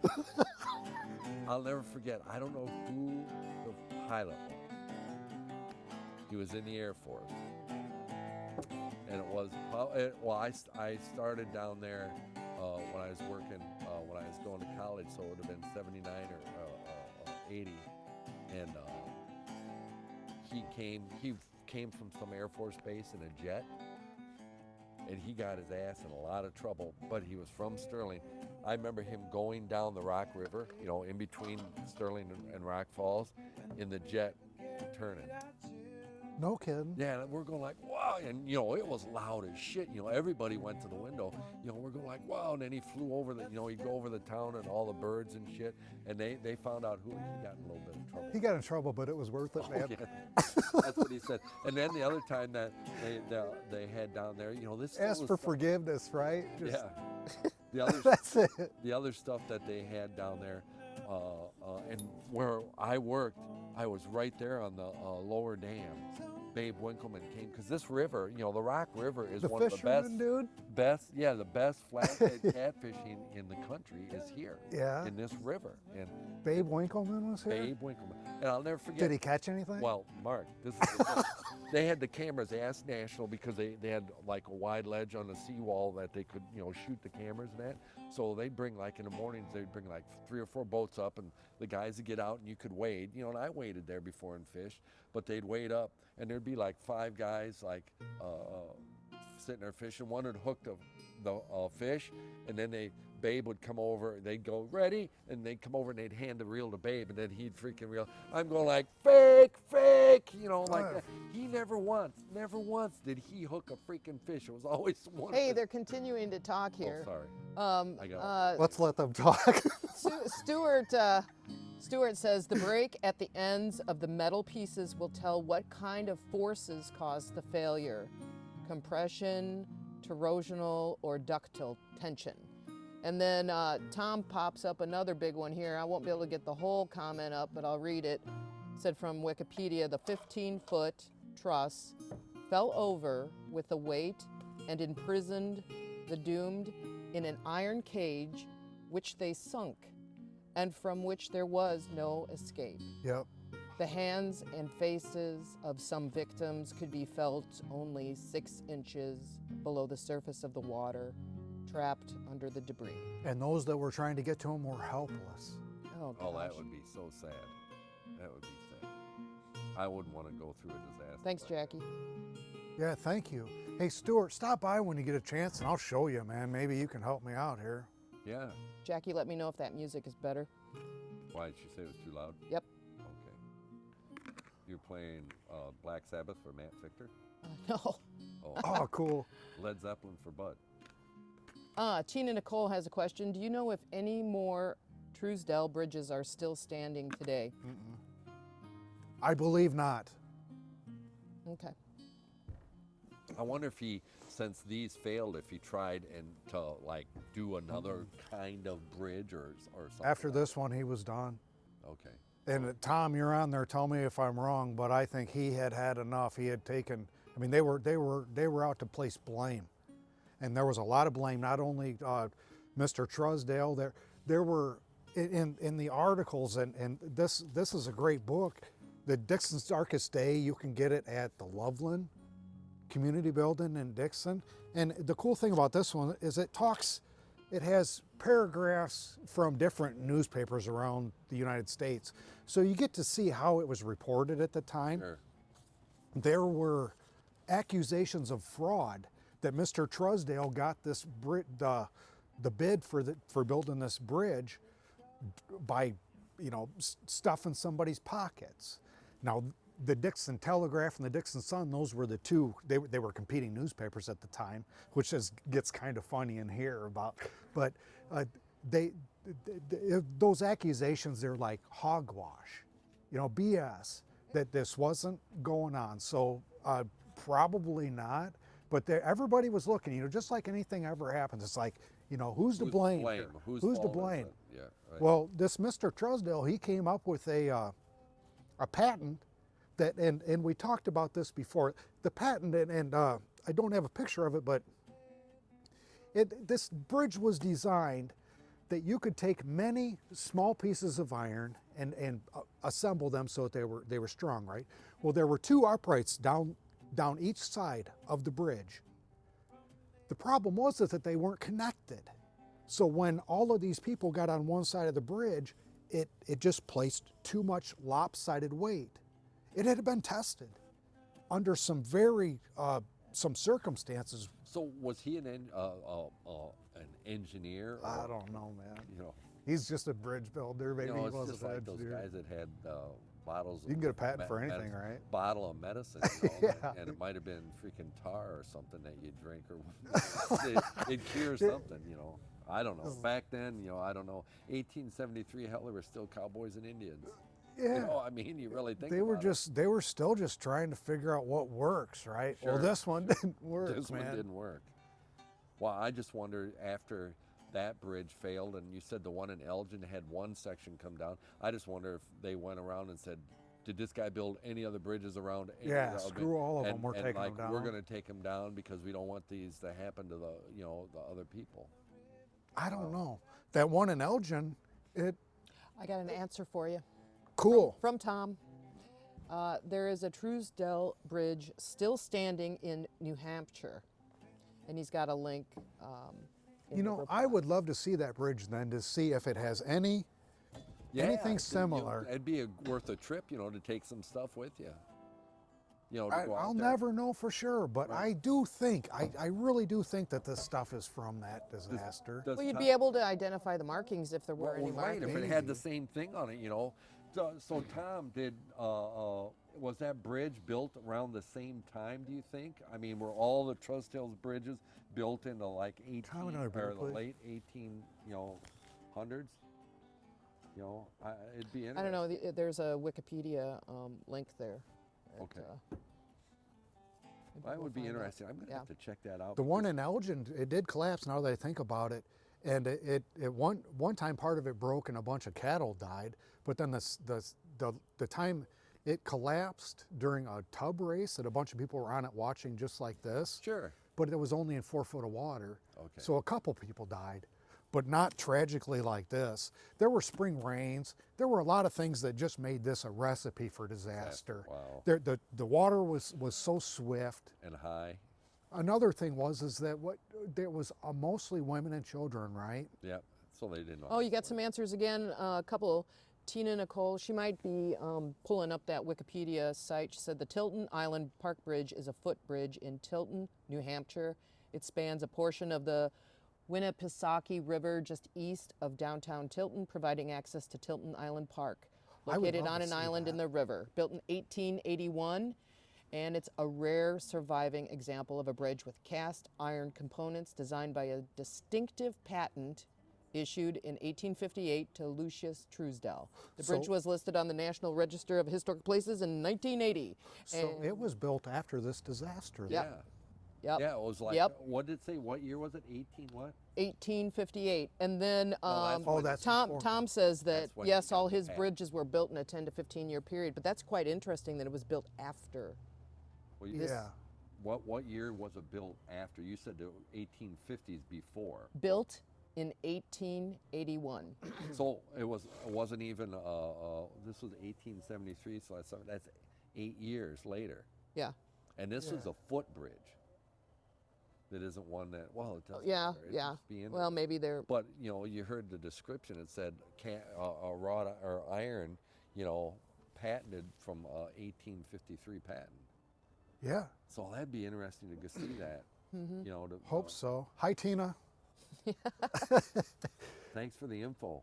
Thanks, you guys. You know, aren't computers great sometimes? Sometimes. sometimes. The social media isn't so good all the time. No, but no, the yeah. computer, you know, one of the things that we talked about, and this is going on, this is typical Bud going off subject, and I've only had one beer. Get him a beer. Yeah, I can't get up and get one. I'll take one. Anyway, Lisa and I were over in the cemetery right over here off Freeport Road, and my Thank you. I showed her the grave where my grandpa was buried and stuff like that. Where's that? Right across the road here. Oh. by Johnny's. The Calvary? Yeah, Calvary one. That's all right. But anyway, we were over there and she asked me a question. I go, I don't know. So I got my phone and I called my Aunt Connie and I go, hey, Lisa's got a question about Grandpa, blah, blah, blah. You know, any other time in your life, you know, you go 20 years earlier and you're in the cemetery and you're looking at a relative of yours and you got a question, you'd never get it answered that fast. So you get your phone out, you know, and you get it. So, Yeah. you know, that's why the technology end of what's been happening over the last, 30 or 40 years has been really good in one way, and another way it's been really bad. We don't have to work as hard to learn. Oh, But remember when we used to go to the library, or when we had a favorite, we heard We a had song an on the radio or encyclopedia. something? Or like this band, I want to know more about this band. So Or- you just had to listen to the radio and hope that they played more of that band. do they even make encyclopedias anymore? Yeah. Because you No, used to have to do no. a report and you'd open the encyclopedia and look it up, and stuff like that. Amanda Stern was saying she wonders if the patents could be found, and Yep. she thinks that patents would shed a lot of light on things. I have all those Truesdell patents. I have them for this bridge Oh, too. you do? Yeah. Oh, okay. Wait, I saw some more. Did I that? sent, where- yeah. I sent them to you. I can send them to you later. Maybe we can send them to her. Yeah, She'd I be- could she'd post them like as to see 'em, I replies. You bet. know, I got these 3 from you, but I went to your video, and those were patent drawings, weren't they? Yeah. In your video. Yeah. Yep. Oh, that'd be cool. Yeah. to Of see. this particular bridge disaster. Okay. And while I'm thinking about it too, I look at it from the perspective, and the reason that the whole thing just rips my heart to pieces. But this Reverend Pratt that was down there baptizing folks and thinking that this all of a sudden, his faith had to be shook to the core that day. Oh, I bet. I bet. And within a year, he had left Dixon. He ended up in ministry elsewhere, but within 10 years he had passed away and he's buried in Dixon. Really? But I In bet that 10 years. his faith was shook hard. Well, I imagine there was somebody that would be down there. Can you imagine if you're a husband and your wife and kid, you know, and you saw that, how it would affect you? There was one lady who lost, she was a widow and she lost her 2 children, ages 4 and 6. And that was it. And you know what was it back in World War I? They called it was it battle fatigue, and that. So you know all the stuff that you hear today, and they call it PTSD. I'm sure that you would have that. I'm sure the Reverend probably had How that. do you wouldn't come back from that, man? Exactly, and exactly. But I made a video just because I wanted people to learn about this. And how can they see that video? YouTube. Look Okay. up Truesdell Bridge, Dixon, Illinois. And the first couple 10 minutes or so maybe is me describing the disaster along with pictures. The second 10 minutes is me floating around on a kayak. Okay. So it might be interesting. So it's worth what? So that's 20 minutes. That's probably It's like one 16 beer. That's minutes one beer or so. for me. One beer. Get him another one. But my friend, I had written, I still look back at it from this reverend's perspective. And I'm a musician now, a musician kind of. I get to play with great musicians, but I always wanted to write a song. And I wrote one time about the perspective of that whole day from this reverend's point of view. And I remember, because I ditched it because I didn't know chords or anything like that, and it just seemed silly to me. I wish I still had it, man. Oh, you don't have it? No. Oh, Mark. But Didn't you write the words and stuff down? I did, and I gave it to a friend, and he kind of, I don't know, I was bummed out. I was Oh. just overly emotional, maybe, that he didn't think it that's too was like bad. something from Pete Seeger or something, maybe. I don't know. But anyways, I remember the whole premise of the song was, God bless these congregants, but God damn that Truesdell Bridge. Right. My friend John McLemore, I told him about it, and he wrote a song, That's what Lisa said. and it's beautiful. It's been playing off and on in the background. Okay, thank you, You're welcome. because it is a beautiful song for such a tragic event. Well, music all heals.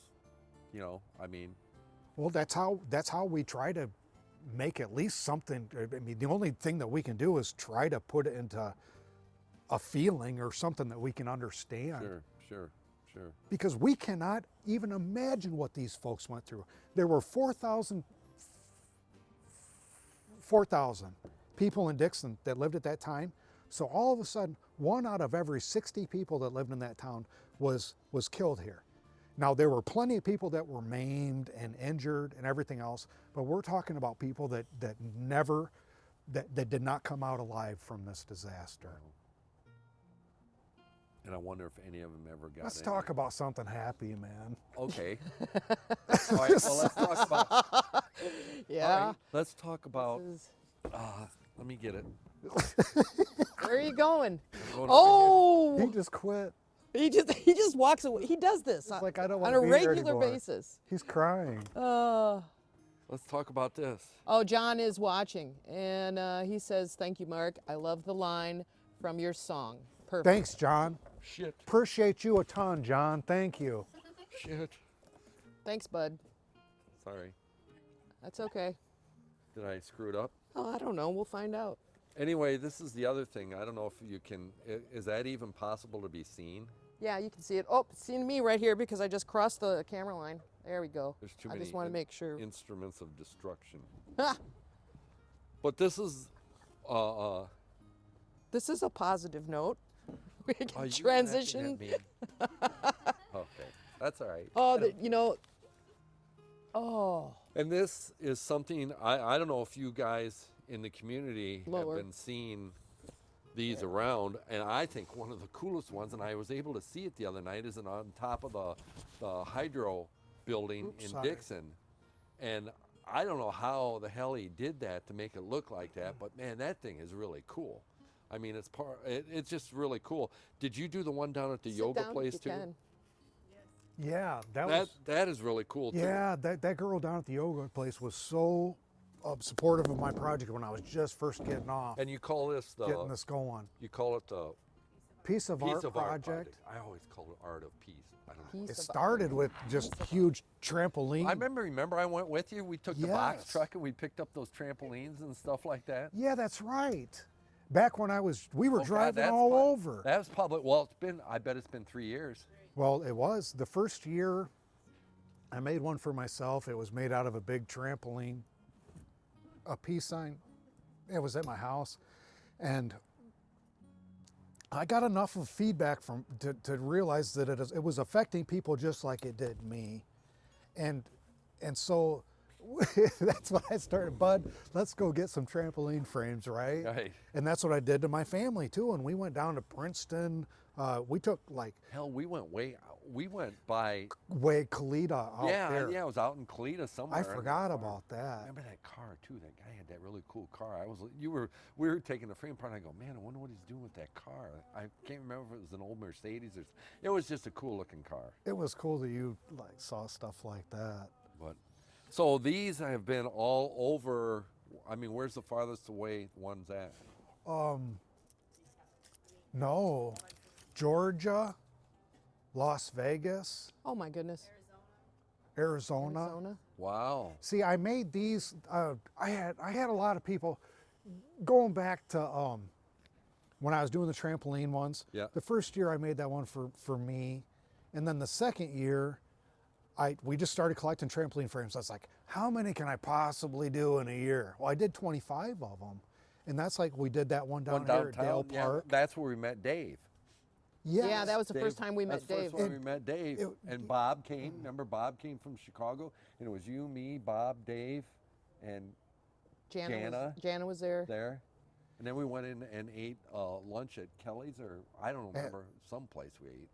I made my Lisa's. Yeah, it might have been Lisa's brick. Well, that's what we started to have fun with it, right? Oh yeah, that was really cool. And we made 25 of those that second year, I guess. And then I started to get creative with them and start to put a ton, like that one you were talking about down on the dam. That one, man, and I'm proud of that one. That is 'cause it really took a ton. piece of art. I mean, because I was thinking, I go, wonder how the hell he knew how to do that. Trial and error, man. I was gonna say how many. I was wondering when I looked at that. I go, I wonder how many times he put the lights on and looked and goes, shit, I got to take the lights off. Then put the lights back on. Shit, I got to take the lights How off. many times, Renee? So I was right, wasn't I, Renee? Because I thought, like, man, Lisa, we'll have to go sometime because it's really cool. And the one down at the yoga one with the way it goes on and off with the earth, you know, that is really cool too. Oh, one here that's in Sterling. It's really another one of my favorites. It's an ink storm tattoo, Coho. and it goes back from the world to a peace sign to the world to a peace sign. My friend Mike there, I love him to death, and I was so proud to put one of my peace signs there at his place. And another one is at Val's place Okay. in Dixon. That's a pride peace sign. Okay. That's the 6 colors of the pride flag. Sure. John Sacchetti loves one at the Dixon Theater. Oh yeah. That one By the too. wings of peace. Yep. Yep. Oh, you know what, bud? I got a message today. I'm going to be on KSB's calendar next year. Really? It's not like the men of KSB or anything where I'm, unbutton my shirt or anything. Yeah, they wouldn't want to see me. Listen to you guys. 62-year-old flab. Oh my God. I don't give a shit. I'll do it. That- What was that movie we watched when those old guys or those old women, you know, how they there was a movie, and I think it was over in Britain. They were trying to raise money for something, and these women, they were like in Yeah. their 80s, and they posed, you know, like nudes. They were nudes, and I thought it was hilarious. I gave them credit, man. No, all credit to them, man. It's I all don't care downhill now. after 50. If anybody wants me in the calendar, whatever you want, man. What do I need to do? And you notice, everybody, that our peace sign has green and gold on it. So that means that it's for the Packers. And you notice I have all my Wisconsin stuff on. I have my Wisconsin jacket on and that. So anyway, it's for the Packers. Well, I made my goal this year was to make smaller ones because I had a lot of people asking, you know, I'd really like to have one. So I was able to, with my friend Lowell, thank you Lowell, he was able to help me to make these. So does he frames. weld these for you? Yes. I was going to say, I wonder who. So where do you You get remember, I you were told- the one that came told up you with about this idea. The frame. See, these are wreath frames, and you guys used to get them out at the shop, but you can get 4, 5, 6 foot wreath frames. I ended up, I drove up to Minnesota one day with my daughter, and we loaded up the trailer with whatever we could load on there of wreath frames. And then Lowell helps me. He's teaching me how to do this stuff really so I can do it myself. But I'm so grateful for that. But he's teaching me how to weld and still helps me out because a lot of people wanted these. This was my project for the for this year down at the Dixon market, the city market. Right. I heard that you were down there and you sold them down there, right? Yeah. Awesome. And because I make them. You don't want to make a peace sign and have it crap out in a couple weeks, Right. And then after, you know, there's just no sense in it. So I have to use all the right products and everything. And then this year it's gonna be real hard to get even lights Yeah. and so stuff do you like just that. get the regular like miniature white light or no? You see these ones, they have sealed sockets on it. I won't buy any of those other, because they're all LEDs, but anything that can get moisture in them, all those, like the one at the Dixon Theater, all of them have the same type of bulb. I won't use anything else anymore. And they're They're probably a little, not cheap. I don't think they're all that expensive for this. But when the kids have to eat potatoes and can't eat any food, Sorry, kids. and the kids probably think it's expensive. Like, would you stop? Would you stop? Hey, Laura Santos wants to know if the one on the river in Grand Tour was the hardest to install. Oh yes, Yeah? yeah, Added for Bernie sure. Buckley's? No, this one's, if you're going across the Grand Tour Bridge and you look up, that one's actually the biggest too. It's 16 foot tall. Oh my gosh. And we had to build it out on the other side of thank you Darla and Mike, that was their project, and I was so proud to help with it. We took a trampoline frame, we used the lights, but then we had to hold it up and carry it around, and it's steep, man. Gee. Well, you know the one I see too, and I'm sure you did it on Palmyra on that side of the barn. Yeah. Yeah, and the only reason sometimes, like now it's getting dark, like if I leave for work like at 6:30, if I have to go up to the shop at 6:30 and it's dark, now I get to see it because it's lit. But I saw it the one morning I can't remember, I had to go somewhere. I went to get nursery stock, so I went up to the shop I left at 4:30 and it was dark and I was going on Palmyra Road up to Dixon to go to the shop, and I go, oh, there's a peace sign, one of Mark's peace signs on the side of the barn, and it looks really good. Yeah, it does look good there. Well, I've got this was kind of my summer project, just to help people get peace signs and get a bunch out in our community. And we'll see them everywhere. I'm surprised when I see them. It's great. Oh, I can remember Yep. I remember I was probably 7 or 8 years old, and I can remember, I can't remember where we went, but that was my first peace sign I got. But it wasn't a peace sign. It was a pen that I could hang, and it was round like that, and it said peace on it. But I remember the peace sign when it first came out. I mean, it was really popular everywhere. I mean, and I remember the peace, everybody, giving, and I still do that a lot. I do that a lot. But I can remember Dad working for the state of Illinois, and we had to go to Rock Island, And at that time, there was a store called Turnstiles, and it was really huge. You know, there wasn't anything like big around here. So we went with Mom. My mom took my dad and dropped him off for his meeting he had to have in Rock Island for, you know, to give liquor license out. He had to do something. While he was there, we went to the Turnstile store, and two things happened at that store. I bought these huge bell-bottom pants that were red, white, and blue, and it had peace signs all over it. And I couldn't wait. What happened to those, man? Oh, dude, I wished I kept those pants. I wished I kept those things. They were huge, and I remember they were red. They were blue jeans, but then the peace signs were red, white, and blue, and had stars of the flags in it, and they were all over it. And everybody I wore them to school, they're going like, "Where'd you get those? Those are really cool." The second time that we went to the Turnstile store was when I bought my first record I ever bought, and it was Paul Revere and the Raiders, Indian Reservation. I remember the year was 1970. So You know, that store has a lot of memories. I wished I kept those pants, Mark. you and I shared a very dear friend before we even knew each other, and that was Greg Brooks. And Greg was influential. He's the reason I'm a Packer fan. He's the reason I drink wild turkey. Horrid wild turkey, right? Yeah. Well, that man was so dear to me, but I don't mean, he was so dear to me, and I thought he was silly. I thought he was just this kind of naive hippie, right? Yeah. Just this, you know. Bud, check your mic. Oh. Mike Lubb said that you lost your mic. Yeah, I did. Sorry, Oh, Mike. you're back now. Mike's Thanks, in a can. thanks, guys. He didn't say anything Thanks, Mike. Thanks, all Linda. that important.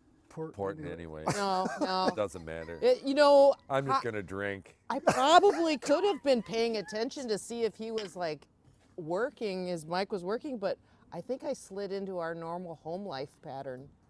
Not listening to me. Basically. I'm glad Mike was there for Yeah. us.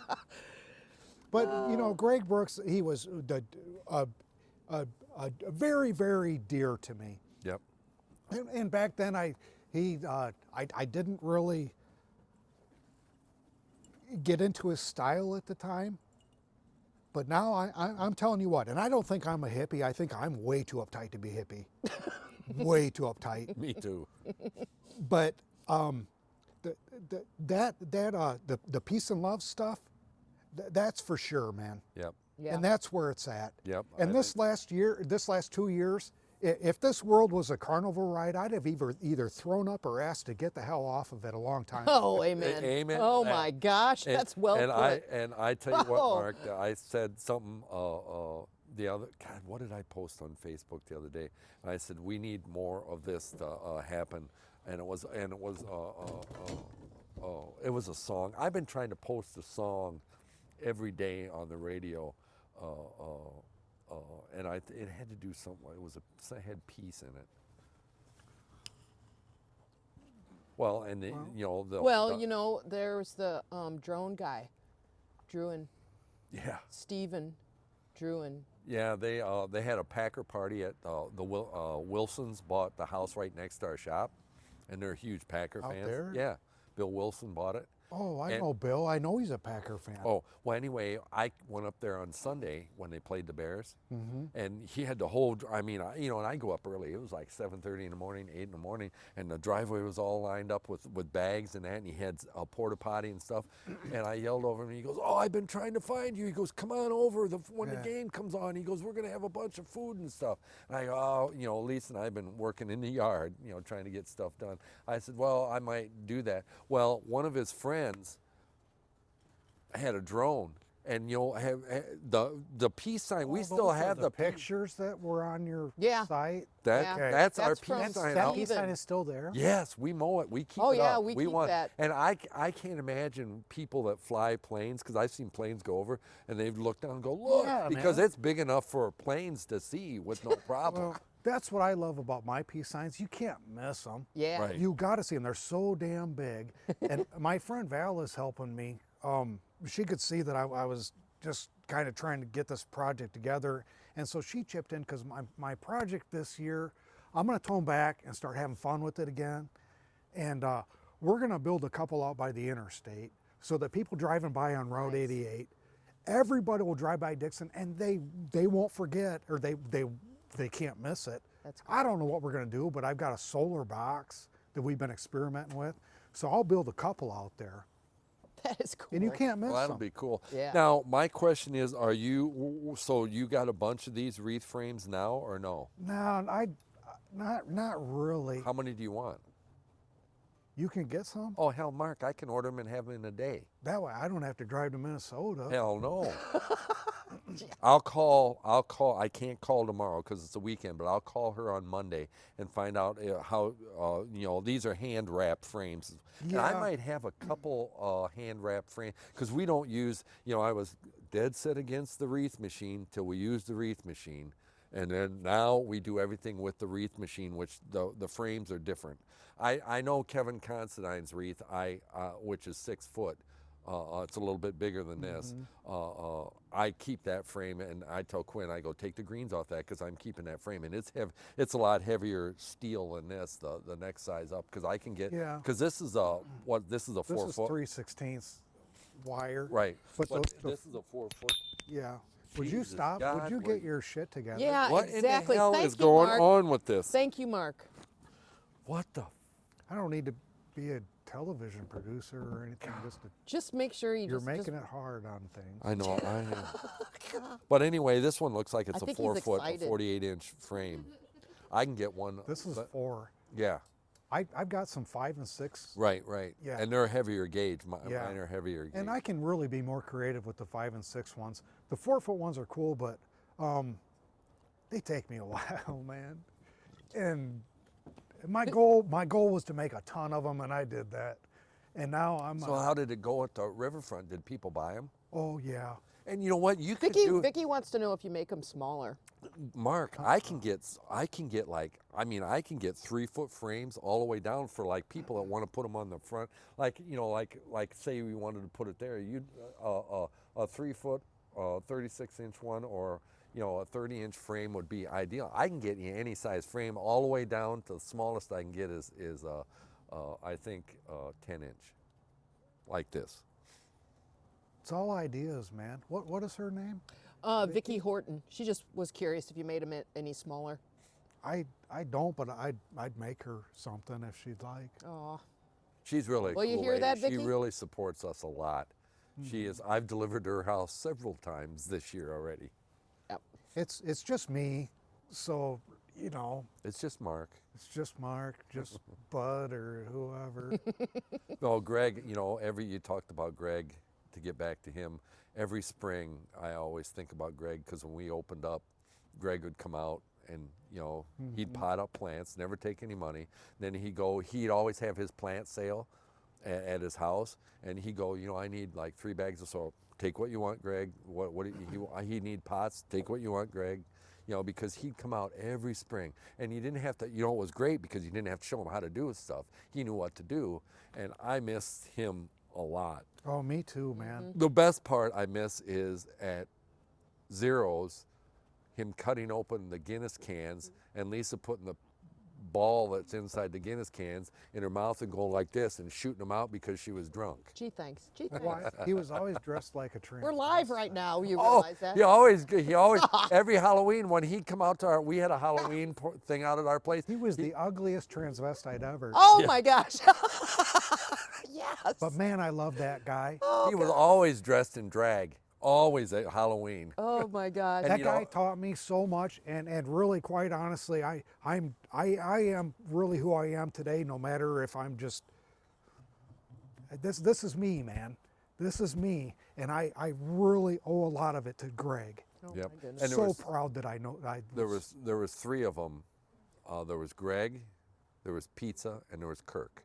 That were all friends, and all 3 of them within, I'd say, a 5-year period died. Oh yeah. And it was sad, and I was like, wow, man. Well, you that's know, just- Greg was always out there every morning, planting petunias, watering petunias. All of those beds in Yep. Dixon were all him. And the pancake breakfast, he's waking us up in the morning. I'm sleeping on his floor. Get up! You're coming to the pancake breakfast with me. Come on, man. Oh gosh. But God bless that guy. Yeah. Yep, I miss him a lot. I miss Kirk and I miss Pizza. Pete, you know Greg Andrews? Yeah, he's That a was friend his- of mine, and we played That music. that was his dad, I Pizza. knew him, but I didn't know him Oh, well. Pizza. I didn't know Greg at that time.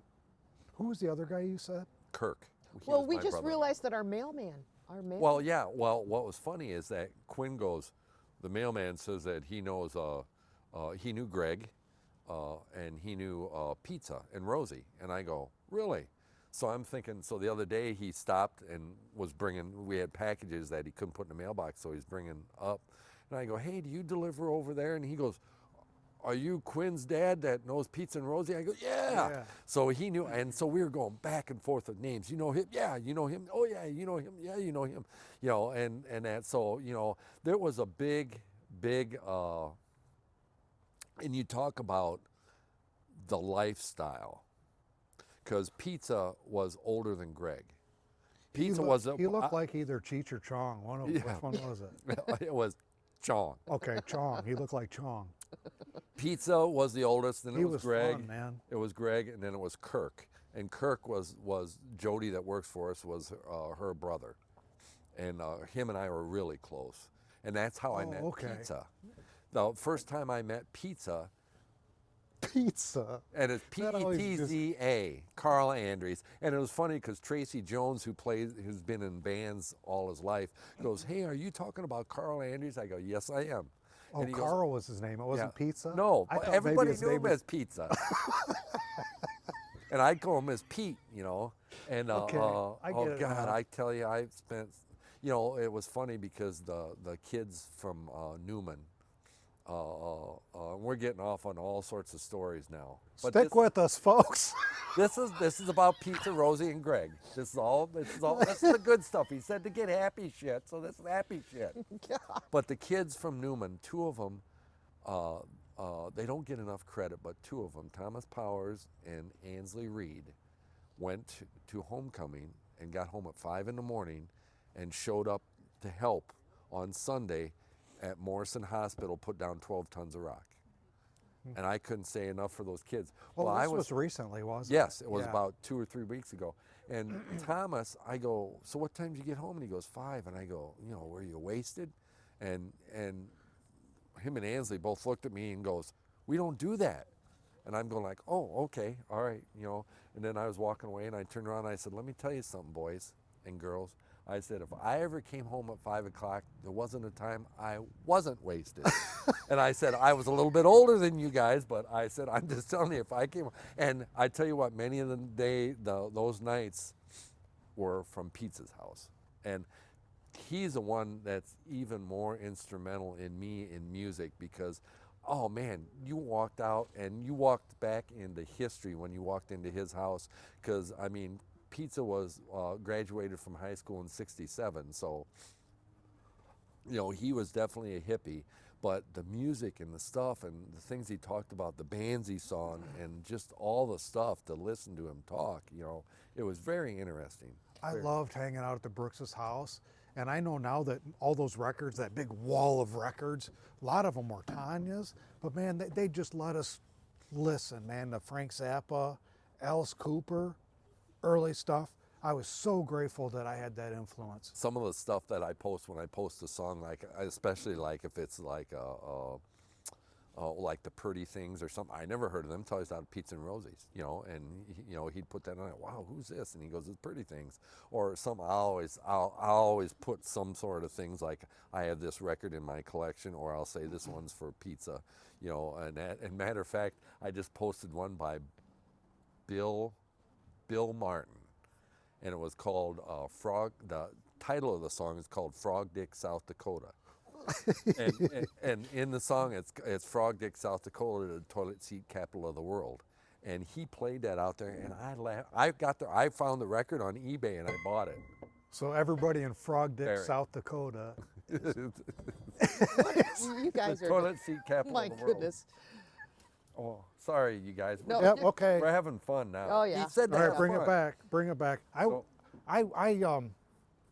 I did distract us a little bit, but I thank you so much for letting me talk about this. Oh, no, because I know that a lot of people out there had touched base and said we had no idea Oh, I know. that this happened in our community, and I cannot think of a more gut-wrenching story, and that's my goal, is for us to somehow reach out there through the generations or whatever and just remember these people. Well, you know what? It needs to be handed down. It needs to be told. Like I told Gordon, some of the stuff that he talked about, you know, we need to tell these, you need to tell, you know, Leah, we need to tell Nora about this stuff so they can tell their kids about this stuff and that happened, because it gets lost. Our Dixon Historical Society and all of them do a wonderful job of that.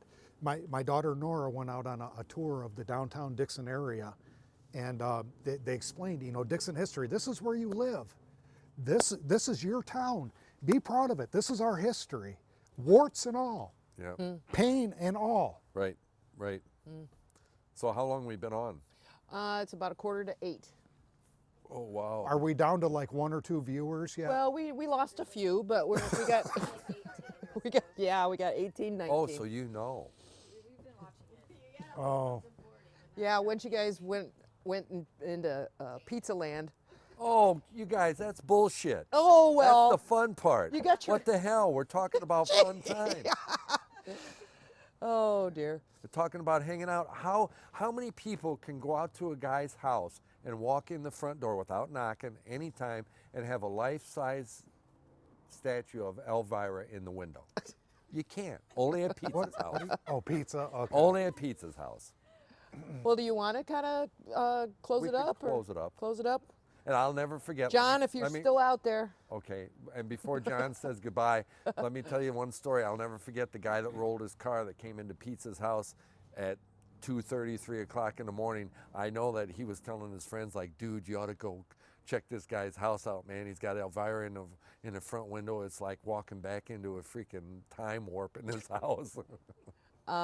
John just queued us up. Do you All get right. anything else you want to No, add thanks, to it? Mark. And I would really like you to come back on and talk about the baseball stuff too, because maybe during the summer when baseball's Oh, happening. okay. I haven't done that in a while. So I I'd know, like but that. you I did a will. lot of Oh, yeah. history on that, and I think it would be really cool. People would like that. What my research was, when I grew up, it always seemed like these guys playing baseball were just these giants that were beyond anything human, right? Right. And then I started to realize that we have had even, there's a guy over here at the Calvary Cemetery named Gus Williams from Sterling. He played for the Browns in the teens, in the 19-teens. And these were real people from our area around here. Sure. I started to put it all together, and I exhausted the research, and I came up with, I think, 25 from Lee, Ogle, Whiteside, and Carroll counties. I think it'd be really cool. So did All right. John give us, So you'll have me back. Oh, we love you. We will definitely have you back. Did John tell us? All right, hasta la guys. vista? Have yourselves a great weekend. And it's going to frost tonight. It's gonna Peace. frost. Give the peace sign. Yeah, they're already signing off. Thank they you know for the joining drill. Love you guys. Thank you so much for joining us. Bye. We will have Mark back for sure. We love Mark. All right. Peace.